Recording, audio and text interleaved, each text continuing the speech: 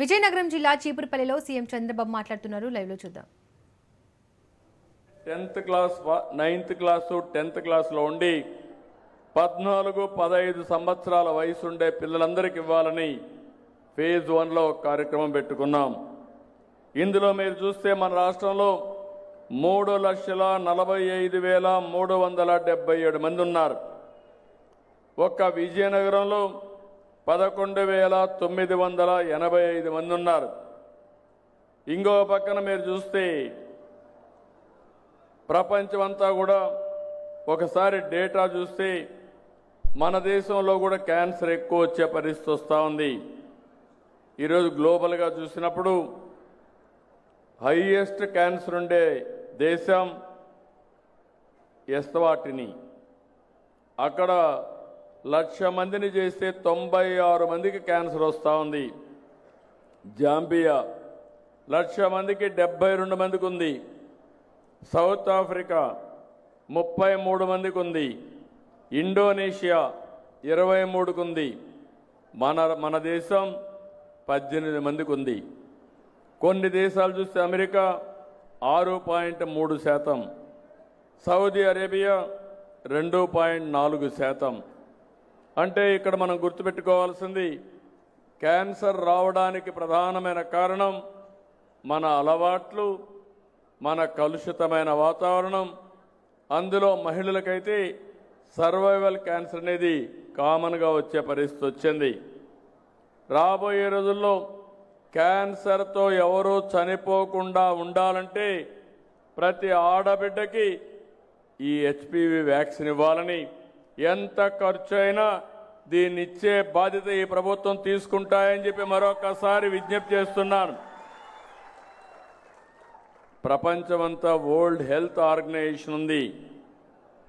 వాళ్ళు ఒక మాట స్టడీ చేసి సర్వైవల్ క్యాన్సర్ కట్టడికి 90-70-90 అనే ఒక పాలసీ తీసుకొచ్చారు. అంటే 90-70-90 పాలసీ అంటే 15 సంవత్సరాల లోపల 14-15 సంవత్సరాల వయసు ఉండే అందరికీ 90% పిల్లలకి వ్యాక్సిన్ ఇవ్వాలని. మన దగ్గర 3,45,000 మంది ఉన్నారు. రాబోయే 3 నెలల్లో 3,45,000 మంది బాలికలకి వ్యాక్సిన్ ఇచ్చే బాధ్యత ఈ ప్రభుత్వం తీసుకుంటాం. ఇంకో పక్కన 35-40 సంవత్సరాల వయసులో ఉండేవాళ్ళు 70% మహిళలకు స్క్రీనింగ్ చేయాలని, స్క్రీనింగ్ చేసి గుర్తించిన వాళ్ళల్లో 90% మందికి చికిత్స చేయాలని రెండో ప్రోగ్రాం పెట్టుకున్నారు. ఈ విధంగా 90-70-90 అనే కార్యక్రమం పెట్టుకొని ముందుకు పోయే పరిస్థితికి వచ్చారు. ఈరోజు మీరు చూస్తే వ్యాక్సిన్ కోసం కోల్డ్ చైన్ పాయింట్లు పెట్టాం. 1,645 మంది సిబ్బంది పనిచేస్తారు. అంటే మామూలుగా పాయింట్లు ఉంటాయి. 16,912 మంది పనిచేస్తున్నారు దీని కింద. ఒకే ఒక డోస్ తీసుకుంటే క్యాన్సర్ నుంచి వీళ్ళకి రక్షణ వస్తుంది. దీన్ని మానిటర్ ఇక హన్మకొండలో మాజీ మంత్రి హరీష్ రావు మాట్లాడుతున్నారు. లైవ్ లో చూద్దాం. పెట్టుకొని ఎందుకు అడగడు రేవంత్ రెడ్డి అని అడుగుతా ఉన్నా. ఎందుకు స్థానికులకు ఉద్యోగాలు ఇవ్వాలని రేవంత్ రెడ్డి అడగడు అని చెప్పి నేను ఈరోజు ప్రశ్నిస్తా ఉన్నా. ఇక్కడ ఎంపీగా గెలిచిన కావ్య గారు, ఇక్కడ గెలిచిన 8 మంది కాంగ్రెస్ ఎంపీలు, 8 మంది బీజేపీ ఎంపీలు ఎందుకు పార్లమెంట్ స్తంభింపజేయరు అని నేను అడుగుతా ఉన్నా. బీఆర్ఎస్ ఆధ్వర్యంలో రాబోయే పార్లమెంట్ సమావేశాల్లో, రాజ్యసభలో ఈ అంశాన్ని బీఆర్ఎస్ గట్టిగా మీ పక్షాన పోరాడుతుంది. అవసరమైతే మా వినయ్ భాస్కర్ గారు మా పార్టీ నాయకులందరినీ తీసుకొని వెళ్లి అశ్విని వైష్ణవ్ రైల్వే మంత్రిని కలుస్తాం. స్థానికులకు ఉద్యోగాలు ఇవ్వాలని ఢిల్లీలో మెమోరాండం కూడా ఇస్తామని చెప్పి కూడా తెలియజేస్తా ఉన్నా. మీ పోరాటానికి బీఆర్ఎస్ సంపూర్ణ మద్దతు ఉంటుంది. ఈ కోచ్ ఫ్యాక్టరీ రావడానికి భూములు ఇచ్చింది ఈనాడు బీఆర్ఎస్ ప్రభుత్వం. ఇవాళ ఉద్యోగాల కోసం పోరాడుతున్నది బీఆర్ఎస్ ప్రభుత్వం. ఖచ్చితంగా స్థానికులకు ఉద్యోగాలు దక్కాల్సిందే. ఈ నిర్ణయం జరగకుండా రైల్వే కోచ్ ఫ్యాక్టరీపై గెజిట్ నోటిఫికేషన్ కూడా రావాలి. ఇది కోచ్ ఫ్యాక్టరీయా లేదు వ్యాగన్ ఫ్యాక్టరీయా, దీని సంగతి కూడా తేలాలి. ఇది కోచ్ ఫ్యాక్టరీ అని గెజిట్ నోటిఫికేషన్ ఇవ్వండి. ఆ రోజు చెప్పిండ్రు 10,000 మందికి ప్రత్యక్షంగా పరోక్షంగా ఉద్యోగాలు దొరుకుతాయి అన్నారు. అసలు దొరికే ఉద్యోగాలు ఎన్ని, అందులో స్థానికులకు ఎన్ని ఇస్తారు, భూములు పోయిన వాళ్ళకి ఎన్ని ఇస్తారు, ఒక స్పష్టంగా చెప్పాలని చెప్పి కోరుతా ఉన్నాం. మీరు బీహార్ నుంచి తెస్తాం లేదా ఇంకెక్కడి నుంచో తెస్తాం, మాకు స్కిల్ లేబర్ కావాలంటే స్కిల్ ఇన్స్టిట్యూట్ పెట్టి ఇక్కడ ట్రైనింగ్ సెంటర్ పెట్టి ఇక్కడ మా పిల్లలకు ట్రైనింగ్ ఇచ్చి మా పిల్లలకు ఉద్యోగాలు ఎవడొద్దంటూ నేను పెట్టంగా. మా పిల్లలు ఐటీఐలు చదివిండ్రు, మా పిల్లలు పాలిటెక్నిక్ చదివిండ్రు, మా పిల్లలు ఇంజనీరింగ్ చదివిండ్రు. నీకు ఎట్లా కావాలంటే అట్లా మెరికల్ లాంటి పిల్లలు ఉన్నారు. మా తెలంగాణ పిల్లలు ప్రపంచమంతా పనిచేస్తున్నారు. అమెరికాలో, యూరోప్ లో, లండన్ లో ఎక్కడ చూసినా తెలంగాణ పిల్లలే ఉన్నారు. ఇక్కడ మాత్రం మా పిల్లలు వెనక్కిరారా? ఇంక బీహార్కి వెళ్ళి తెస్తావు. నీకు ట్రైనింగ్ ఎట్లా కావాలంటే అట్లా ట్రైనింగ్ ఇయ్యను. మా పిల్లల్ని రిక్రూట్ చేయి, ట్రైనింగ్ ఇచ్చి ఉద్యోగాలు. లాతూర్లో ట్రైనింగ్ సెంటర్ పెట్టినావు కదా, లాతూర్లో ఉద్యోగాలు కదా. హలో. సో ఈరోజు మహారాష్ట్ర అక్కడ బీజేపీ ప్రభుత్వం ఉంది. మరి ఇక్కడ కూడా బండి సంజయ్ కేంద్ర మంత్రి ఉన్నాడు, ఇక్కడ కూడా కిషన్ రెడ్డి గారు కేంద్ర మంత్రి ఉన్నారు. మరి ఇద్దరు కేంద్ర మంత్రులుండి ఏం లాభం? మీరు ఇద్దరు కేంద్ర మంత్రులుండి ఇవి వచ్చిందే ఒక కోచ్ ఫ్యాక్టరీ, మా బయ్యారం ఉక్కు ఫ్యాక్టరీ అయితే రాలే. కనీసం ఇక్కడైనా స్థానికులకు ఉద్యోగాలు ఇవ్వాలి. లేకపోతే ఎందుకు ఇది నాల్కగిరుకోవడానిక? ఈ కోచ్ ఫ్యాక్టరీ పేరిట మాకొక్క ఉద్యోగం రాకపోతే మా పిల్లలకి ఏం లాభము? మా కాజీపేటకు, మా వరంగల్కి జరిగేదేంది? ఇవాళ మా ఉపాధి రావాలనే కదా 50 ఏళ్ల కేసం కొట్టాడింది. మా పిల్లలకు ఉద్యోగాలు వస్తాయని కదా భూములు ఇచ్చింది. మరి భూములు ఇచ్చిన దానికి మా పిల్లలకు ఉద్యోగాలు రావాలి కదా.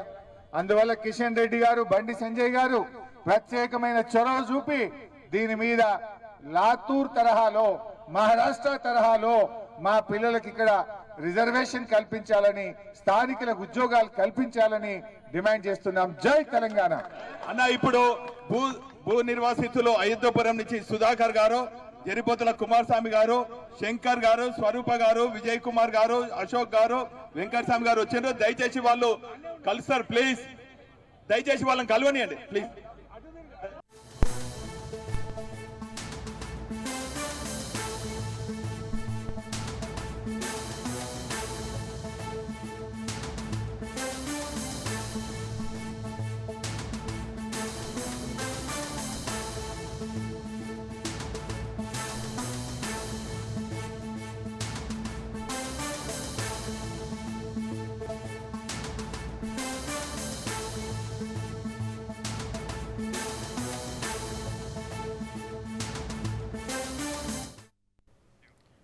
ఇజ్రాయెల్ ఇరాన్ మధ్య మళ్లీ యుద్ధ మేఘాలు కమ్ముకున్నాయి. ఇరాన్పై ఇజ్రాయెల్ భీకర దాడులు చేసింది. ఇరాన్ రాజధాని టెహ్రాన్లో భారీ పేలుళ్లు సంభవించాయి. ఒక్కసారిగా ఇజ్రాయెల్ మిస్సైళ్లతో దాడులు నిర్వహించింది.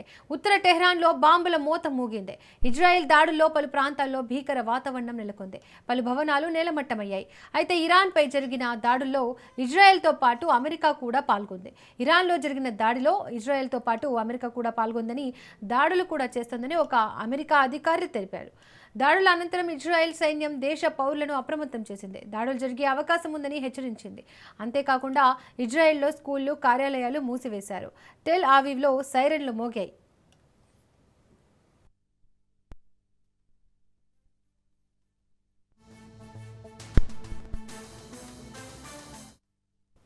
ఇదే అంశానికి సంబంధించి మరింత సమాచారాన్ని మా బ్యూరో చీఫ్ రాజిరెడ్డి అందిస్తారు. రాజిరెడ్డి, ఇరాన్ పైన ఇజ్రాయెల్, అమెరికా సంయుక్తంగా దాడులు చేస్తున్నాయి. అణు ఆయుధాలను తయారు చేస్తుందని ఇరాన్ పైన మొదటి నుంచి అమెరికా గాని ఇజ్రాయెల్ గాని ఆరోపణలు చేస్తుంది. ఈ యొక్క నేపథ్యంలోనే ఇరాన్ ఇక నుంచి అణు ఆయుధాలు తయారు చేయొద్దు అనేది కూడా అమెరికా కూడా హెచ్చరికలు జారీ చేసింది. అయితే వాటన్నిటిని కూడా పట్టించుకోలేదు. గత జూన్ లో కూడా 12 రోజుల పాటు ఇరాన్ ఇజ్రాయెల్ మధ్య కూడా యుద్ధం జరిగింది. ఈ యొక్క నేపథ్యంలో ట్రంప్ ఇన్వాల్వ్ అయి ఇరాన్ కు హెచ్చరికలు జారీ చేశాడు. మీరు అణువాయుధాలు తయారు చేస్తున్నారు, ఎట్టి పరిస్థితుల్లో కూడా అణువాయుధాలు తయారు చేయకూడదు అనేది కూడా ట్రంప్ కూడా హెచ్చరికలు జారీ చేశారు. అయినా కానీ అవన్నీ కూడా ఏం పట్టించుకోకుండా ఇరాన్ ఇంకా కూడా అణు ఆయుధాలను తయారు చేస్తుంది. అణు ఆయుధాలను తయారు చేస్తే ఇప్పుడు ఓవైపు ఇజ్రాయెల్ కు, మరోవైపు అమెరికా కూడా ముప్పు ఉండే అవకాశం ఉందని భావించినటువంటి ఇజ్రాయెల్, అమెరికా సంయుక్తంగా ఇరాన్ పైన దాడులు చేస్తున్నాయి. 30 ప్రాంతాలను టార్గెట్ గా చేసుకొని ఈ యొక్క దాడులు చేస్తున్నట్లు కూడా మనకు సమాచారం అందుతుంది. నార్త్ ఈస్ట్ టెహ్రాన్ లో భారీ పేలుళ్లు జరిగినట్టు కూడా తెలుస్తా ఉంది. అయితే ఇరాన్ కు సంబంధించినటువంటి సుప్రీం లీడర్ ఎవరైతే ఉన్నారో ఖమేని ఇప్పటి వరకైతే టెహ్రాన్ ను వదిలి వెళ్ళినట్టు తెలుస్తా ఉంది. ఈ యొక్క దాడులకు ముందే టెహ్రాన్ ను వదిలి వెళ్ళినట్లు మనకు సమాచారం అందుతుంది.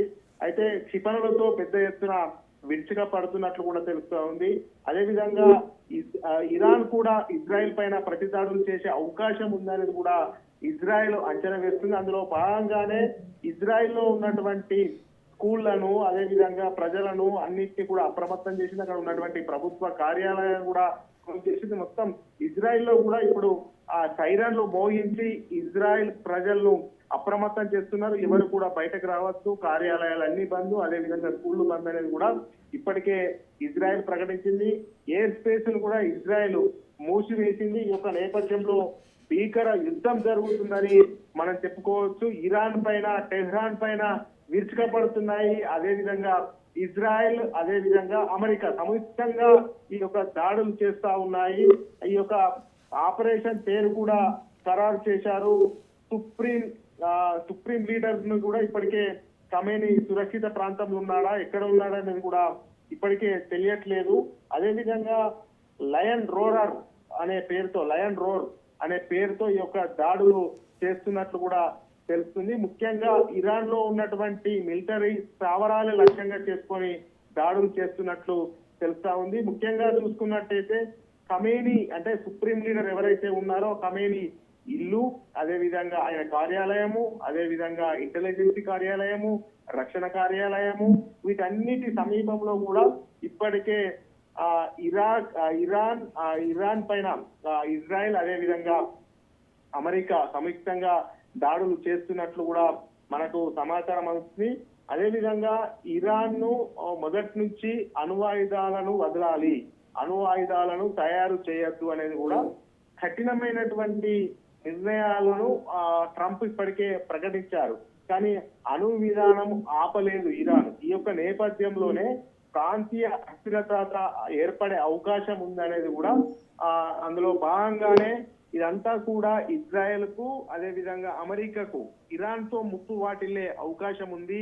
అణు ఆయుధాలను ఆపుమన్నా గానీ ఆపట్లేదు అనే ఉద్దేశంతోనే ఇజ్రాయెల్ అదేవిధంగా అమెరికా సంయుక్తంగా కలిసి ఈ యొక్క క్షిపణి దాడులు కూడా చేస్తున్నాయి. మొత్తానికి అమెరికా అధ్యక్షుడు కూడా ట్రంప్ స్పందించాడు. అయితే అణు ఆయుధాలను తయారు చేయొద్దు అని పదే ఎన్నిసార్లు చెప్పినా గానీ ఈ యొక్క దాడులు చేస్తున్నారు. అందులో భాగంగానే ఇదంతా కూడా దాడులు చేస్తున్నాము. ఇరాన్ ఎప్పటి నుండో ఉగ్రవాదులకు అండగా నిలుస్తుంది. ఇరాన్ ప్రభుత్వము ఇలాంటి చర్యలకు పాల్పడద్దు అని కూడా చెప్పినా గానీ చేస్తా ఉంది అనేది కూడా ట్రంప్ ప్రకటన చేశారు. ఇరాన్ అంతా కూడా అణు ఆయుధాలను తయారు చేయడం వల్ల, ఉగ్రవాదులను పెంచి పోషించడం వల్ల ఇదంతా కూడా దాడులు చేయవలసి వస్తుంది. ఈ దాడుల్లో కూడా అమెరికా పాల్గొంది. అమెరికా ప్రజలకు కూడా ప్రమాదం పొంచి ఉంది. ఎలాంటి ప్రమాదం పొంచి ఉన్నా వాటిని ఎదుర్కోవడానికి సిద్ధంగా ఉంటామని కూడా ట్రంప్ ప్రకటన చేస్తున్నారు. ఇరాన్ మద్దతుతోనే హమాస్ పైన గతంలో కూడా దాడులు జరిగాయి అనేది కూడా ట్రంప్ వెల్లడిస్తా ఉన్నాడు. ఇరాన్ ప్రభుత్వం ఆందోళనకు దిగిన సంత ప్రజలే చంపేస్తుంది. ఇరాన్ లో సంత ప్రజలు ఆందోళన చేసిన కానీ వాళ్ళని ఆ యొక్క ప్రభుత్వం చంపేస్తుంది. ఇదంతా కూడా రాక్షసంగా ఉంది ఈ యొక్క ప్రభుత్వం, ఇరాన్ లో ఉన్నటువంటి ప్రభుత్వం. ఇది అంతా కూడా ప్రపంచానికే నష్టం జరుగుతుంది. అందులో భాగంగా ఇజ్రాయెల్ ఎన్నిసార్లు చెప్పినా, అమెరికా ఎన్నిసార్లు చెప్పినా ఈ యొక్క ఇరాన్ అణ్వాయుధాలను తయారు చేయడం ఆపడం లేదు. అందులో భాగంగానే ఇలాంటి నిర్ణయాలు తీసుకోవాల్సి వస్తుంది అనేది కూడా ట్రంప్ చెప్తున్నారు. మొత్తానికి చూసుకున్నట్టయితే భీకర యుద్ధం జరుగుతుంది అని మనం స్పష్టంగా చెప్పచ్చు. ముఖ్యంగా అమెరికా కూడా ఇరాన్ పైన పెద్ద ఎత్తున కోపం ఉంది. ఎందుకు అంటే ఎన్నో సంవత్సరాలుగా ఈ యొక్క ఉగ్రవాదులను పెంచి పోషిస్తుంది మొత్తం కూడా ఇరానే. ఇరాన్ ను చాలా సందర్భాల్లో హెచ్చరికలు కూడా జారీ చేశాం. ఉగ్రవాద సంస్థలను పెంచి పోషించవద్దు, అణు ఆయుధాలను తయారు చేయొద్దు అని చెప్పినా కానీ పెడచెవున పెట్టింది ఇరాన్. అందులో భాగంగానే ఇజ్రాయెల్ తో కలిసి ఈ రోజు దాడులు చేశామని కూడా అమెరికా అధ్యక్షుడు డొనాల్డ్ ట్రంప్ వివరించాడు, స్పష్టం చేశాడు. అంతేకాకుండా అమెరికా ప్రజలకు కూడా ఇరాన్ తో ముప్పు పెంచి ఉంది కాబట్టి ప్రజలంతా అప్రమత్తంగా ఉండాలి, మేము ఎదుర్కోవడానికి కూడా సిద్ధంగా ఉన్నామనేది కూడా అమెరికా అప్రమత్తం తన ప్రజలను చేసుకుంటూ ఈ ఓవైపు ఇజ్రాయెల్ తో కలిసి ఇరాన్ పైన దాడులు చేస్తుంది. ఇజ్రాయెల్ కూడా అదే విధంగా స్పష్టం చేస్తుంది. అణు ఆయుధాలను తయారు చేయొద్దు అంటే అణు ఆయుధాలను తయారు చేస్తుంది, అణు ఆయుధాలను మాపైనే వాడటానికి చూస్తుంది. అందులో భాగంగానే మేము ఉపేక్షించకుండా దాడులు చేస్తున్నాము. ఓవైపు దాడులు చేస్తూ మరోవైపు మా ప్రజలను కూడా సురక్షిత ప్రాంతాలకు తరలిస్తున్నాము, స్కూల్స్ బంద్ చేస్తున్నాము, కార్యాలయాలు కూడా అన్ని బంద్ చేస్తున్నాము. ఇక అణువాయుధాలను ఉగ్రవాదులను పెంచి పోషిస్తుంది ఇరాన్ అని కూడా ఇజ్రాయెల్ కూడా అభిప్రాయపడుతుంది. ఇందులో ఈ యొక్క నేపథ్యంలోనే అమెరికా, ఇజ్రాయెల్ సంయుక్తంగా ఇరాన్ పైన దాడులు చేస్తున్నాయని చెప్పుకోవచ్చు. Right Rajireddy, thank you.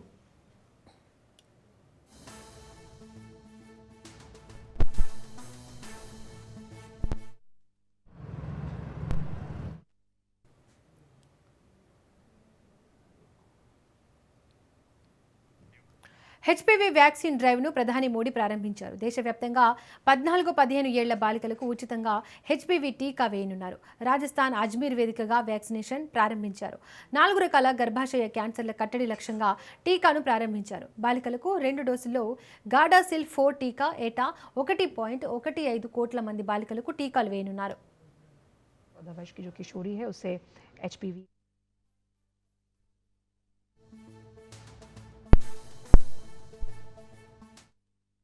Bhajpa की डबल इंजन सरकार को 2 साल पूरे हुए हैं।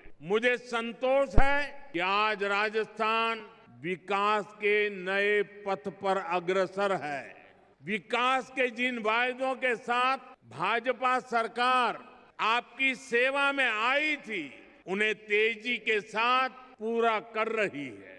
और आज का दिन विकास के इसी अभियान को तेज करने का दिवस है। थोड़ी देर पहले यहां राजस्थान के विकास से जुड़ी करीब 17,000 करोड़ रुपए की परियोजनाओं का शिलान्यास और लोकार्पण हुआ है। सड़क, बिजली, पानी, स्वास्थ्य, शिक्षा, हर क्षेत्र में नई शक्ति जुड़ रही है। ये सारे प्रोजेक्ट्स राजस्थान की जनता की सुविधा बढ़ाएंगे और राजस्थान के युवाओं के लिए रोजगार के भी अवसर पैदा करेंगे। साथियों, भाजपा की डबल इंजन सरकार लगातार युवा शक्ति को सशक्त कर रही है। 2 साल पहले तक राजस्थान से भर्तियों में भ्रष्टाचार और पेपर लीक की ही खबरें चमकती रहती थी, आती रहती थी। अब राजस्थान में पेपर लीक पर लगाम लगी है, दोषियों पर सख्त कार्रवाई हो रही है। आज यहाँ इसी मंच से राजस्थान के 21,000 से अधिक युवाओं को नियुक्ति पत्र भी सौंपे गए हैं। ये बहुत बड़ा बदलाव आया है। ప్రపంచవ్యాప్తంగా మహిళల్లో అత్యంత ప్రాణాంతక క్యాన్సర్లలో ఒకటి గర్భాశయ ముఖద్వార క్యాన్సర్. ఇది ఒక్కసారిగా రాదు, ఇది మెల్లగా వస్తుంది. మొదట ఒక వైరస్, ఆ తర్వాత సంవత్సరాల పాటు శరీరంలో నిశ్శబ్దంగా మార్పులు, చివరికి ప్రాణాంతక వ్యాధి. కానీ ఆశ్చర్యకరమైన విషయం ఏమిటంటే ఇది పూర్తిగా నివారించగలిగే క్యాన్సర్. జనగామ జిల్లా కేంద్రంలోని సెయింట్ మేరీస్ స్కూల్లో సైన్స్ డే వేడుకలు ఘనంగా నిర్వహించారు. కార్యక్రమానికి జిల్లా సైన్స్ అధికారి చింతల ఉపేందర్ ముఖ్య అతిథిగా హాజరయ్యారు. విద్యార్థులు ప్రదర్శించిన సైన్స్ ప్రదర్శనలు పరిశీలించారు. సైన్స్ రంగంలో విశిష్ట సేవలు ప్రదర్శనలు చేసి దేశానికి మంచి గుర్తింపు తెచ్చిన శాస్త్రవేత్త సివి రామన్ అని కొనియాడారు. ప్రదర్శన ద్వారా విద్యార్థులకు జ్ఞానం కలుగుతుందని, ప్రయోగాల ద్వారా ఎన్నో కొత్త విషయాలను నేర్చుకోవచ్చని తెలిపారు.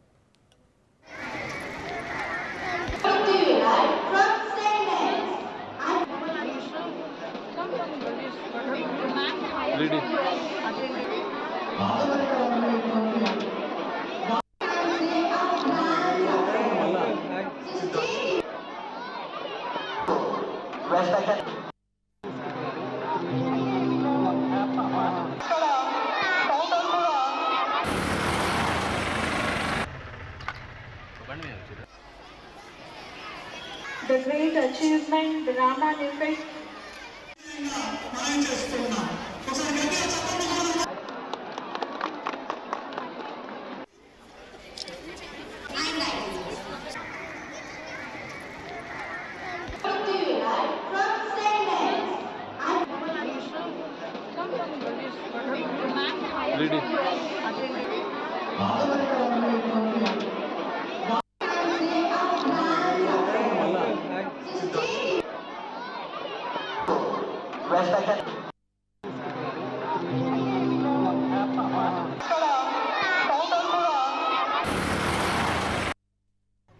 ఆవిష్కరించినటువంటి డే ఫిబ్రవరి 28 మరి 1928లో మరి మన భారతదేశానికి గొప్ప పేరు తెచ్చినటువంటి మొట్టమొదటి శాస్త్రవేత్త.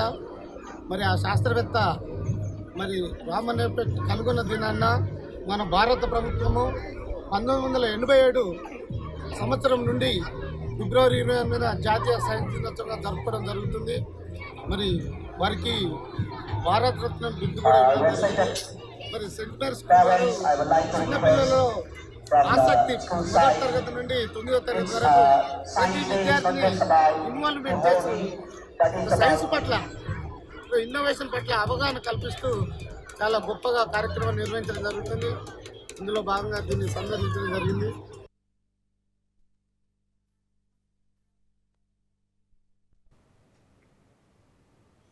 కోకాపేట నియోపోలిస్లోని రామశ్యామల అమ్మవారి ఆలయాన్ని మాజీ మంత్రి హరీష్ రావు పరిశీలించారు. ఈ స్థలాన్ని బలవంతంగా ఖాళీ చేయించేందుకు రేవంత్ సర్కార్ ప్రయత్నిస్తుందన్నారు. మాజీ మంత్రి హరీష్ రావు విమర్శించారు. మఠాన్ని కూల్చడం అంటే మనోభావాలు దెబ్బతీయడమేనన్నారు. గత బీఆర్ఎస్ ప్రభుత్వంలో ఆలయ నిర్మాణానికి 2 ఎకరాల స్థలం కేటాయిస్తే ఆ స్థలాన్ని లాక్కునేందుకు కాంగ్రెస్ ప్రభుత్వం కుట్ర చేస్తోందన్నారు. పీఠం నిర్వాహకులను భయాందోళనకు గురి చేయడంపై హరీష్ రావు తీవ్ర ఆగ్రహం వ్యక్తం చేశారు.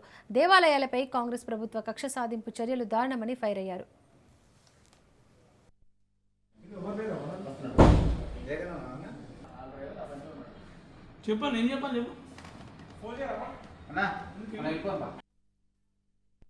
అడ్డగోలు వ్యవహారాలకు రేవంత్ రెడ్డి గారి ప్రభుత్వం పాల్పడతా ఉంది. ఈ ప్రభుత్వం చేసే అన్యాయాల అక్రమాల పరంపర చివరికి దేవాలయాలకు మఠాలకు కూడా తప్పని పరిస్థితి ఏర్పడ్డది. హైదరాబాద్ లో దాదాపు 16 దేవాలయాలు నడుస్తున్నాయి. లక్షలాది మంది భక్తులు హైదరాబాద్ లో ఉన్నారు. మరి శారదాపీఠం వైజాగ్ లో ఉంటే హైదరాబాద్ లో కూడా శారదాపీఠాన్ని నిర్మించాలని చెప్పి ఆనాడు కేసీఆర్ గారు 2 ఎకరాల స్థలం ఇస్తే అద్భుతమైనటువంటి పీఠం ఇక్కడ నిర్మాణం అయిపోయింది. స్వామీజీ గారు కూడా ఇక్కడే నివసిస్తూ ఉన్నారు. దేవాలయ నిర్మాణం కూడా పూర్తయిపోయింది. ఇక్కడ ఒక గోశాల నిర్మాణము, నిత్య అన్నదాన కార్యక్రమము, వేద పాఠశాల ఇవన్నీ ఇక్కడ నిర్మిస్తా ఉన్నారు. ఇవన్నీ జరగడం రేవంత్ రెడ్డి గారు నీకు ఇష్టం లేదా అని నేను అడుగుతా ఉన్నా. ఎందుకు ఈ దేవాలయాన్ని కూల్చాలనుకుంటున్నావు, ఎందుకు ఈ మఠాన్ని కూల్చాలనుకుంటున్నావో నేను ఈ రోజు అడుగుతా ఉన్నా. కేసీఆర్ గారు ఆనవాళ్లు మారుస్తా అంటే కేసీఆర్ గారు కట్టిన గుళ్ళు కూలుస్తావు. కేసీఆర్ గారు హయాంలో నిర్మించిన మఠాలను కూడా కూల్చడమేనా నువ్వు ఆనవాళ్లు మార్చడం అంటే? నువ్వు ఏం చేయదలుచుకున్నావు? మఠాలు కూల్చేస్తావు, ఆలయాలు కూల్చేస్తావు,